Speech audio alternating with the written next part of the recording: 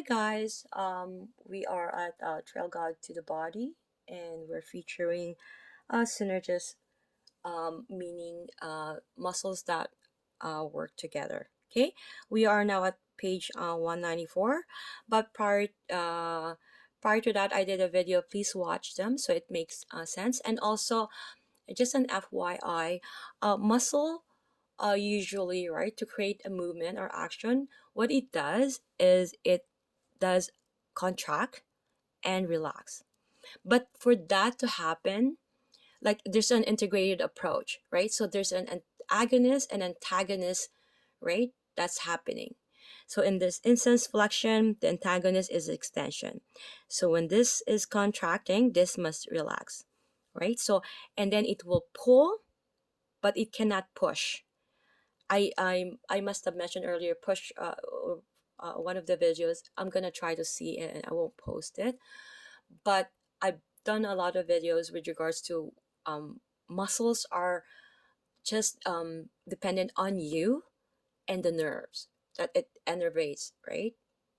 So, or it's it's innervated by my wrong grammar again. I'm Filipino by nature, but I live in Toronto, Canada. But anyways, the video is all about placing this information into a temporary, so your brain will not prune it, and keep it as temporary as possible, so that when you're dealing with client, we're not looking at the phone, we're not looking at the internet, we're not looking at the book. We know to aim to not harm the client. Okay, so again, the muscle will pull but it will not push. So when it will push, the antagonist will do the action to pull that, so that it will relax that muscle that was recently contracted. Do you guys got the point? And for these muscle to contract, they're not just one muscle have one action. They're working as an integrated approach, so they work together. Okay, so I'm going to read to you the image here for the vertebral column. So when it's doing action, it's the antagonist on the extension, right? These are both antagonists to each other, regardless of which is doing the action. Okay, I hope I established that enough here. So rectus abdominis, okay, sorry, and external oblique, bilaterally meaning both sides, right? We have the left and right, unilaterally meaning one side.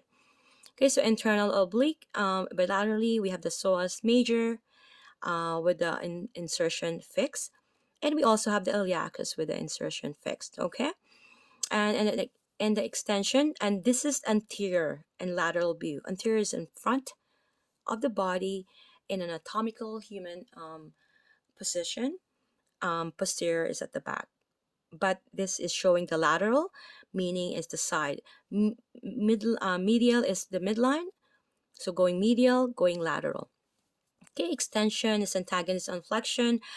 We have the muscle longissimus bilaterally.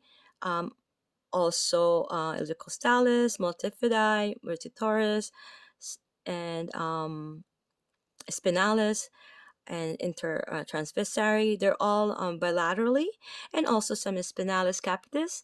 Interspinalis is not showing, and also the latissimus dorsi will assist when the arms is fixed. Okay, keep in mind the latissimus dorsi is a swimming muscle, right? So um, it's the muscle moving because where it's inserted, right? So when it's doing that swimming, the stroke, this is very hypertonic. So if the arm is fixed, it could assist. Okay, so that's what it's saying. So now here, the anterior lateral view rotation is all unilaterally, right? Keep in mind, right? Not bilaterally, because rotation only occurs in that area, in the lumbar area.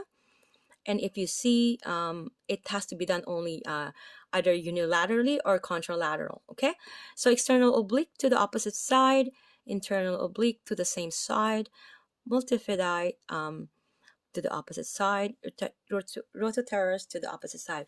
If you notice that if it's the same side unilaterally, if it's the opposite side contralaterally. Okay, so we have posterior view. See it's going this way, right? The arrow is pointing. Okay, see you guys in the next video.